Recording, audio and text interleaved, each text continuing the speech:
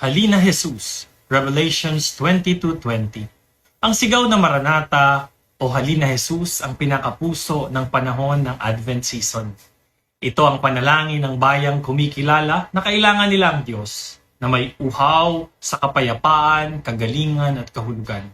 Ang Adbyento ay ang paghiling muling isilang siya sa ating mga buhay ngayon.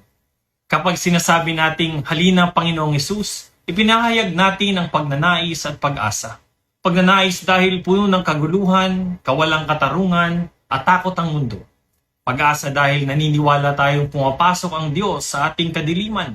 Dala ang liwanag sa ating kahinaan. Dala ang lakas. At sa ating paghihintay, dala ang layunin.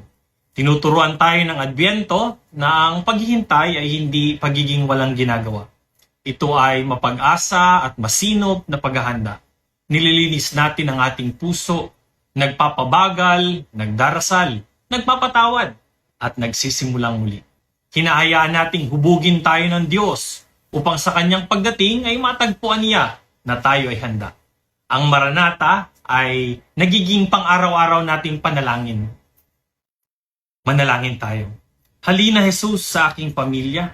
Halina sa aking trabaho. Halina sa aking mga pagsubok. Halina sa mga lugar na ako'y pagod, balisa o sugatan. Halina, Panginoon, at gawing bago ang lahat.